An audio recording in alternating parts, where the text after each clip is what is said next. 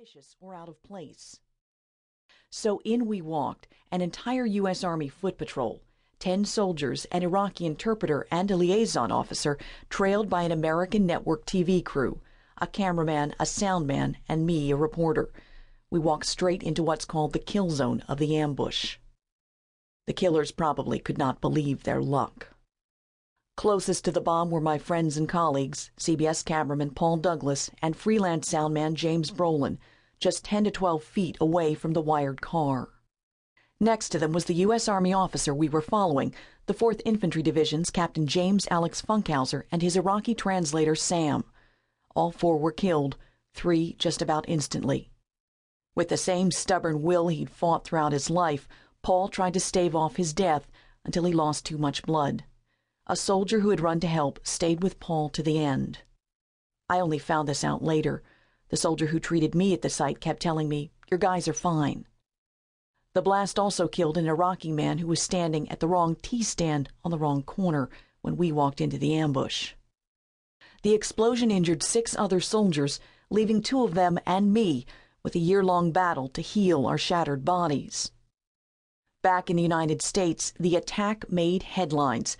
Normally, a car bomb that kills 1 U.S. soldier and wounds 6 more is a sad footnote to a newscast if it makes the cut at all. But add in a network TV crew with a female reporter on a slow news day, as U.S. holidays generally are, and you've got wall-to-wall coverage. Maybe the attention came because no network had yet lost so many employees in a single incident. And perhaps it was because, for most of the day, I had only a 50-50 chance of surviving. There was suspense. It was probably also because I'm a woman. Although women journalists and women soldiers have been in and on the battlefield for at least a couple decades, the public hasn't caught up with us yet.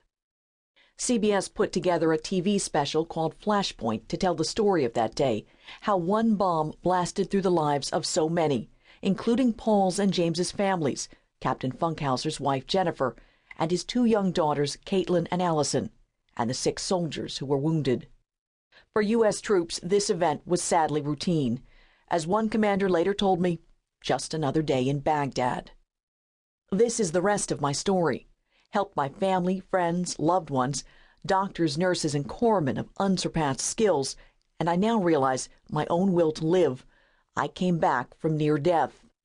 It meant facing the horror of 2 lost colleagues I considered friends, and a year-long fight to learn to walk and live on my own again.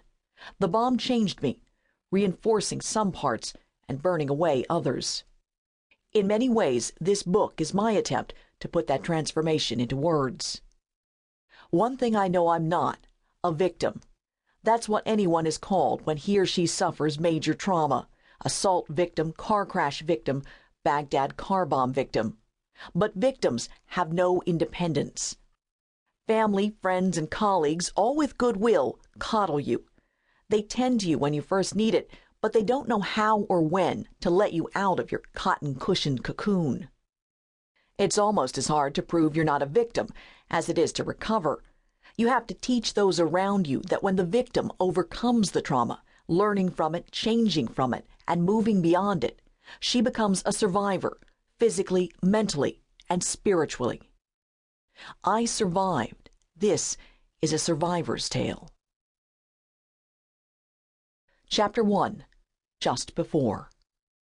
Night before Memorial Day, May 29th, 2006. I hate these nights. Stare at the ceiling, turn left, turn right. Can't sleep.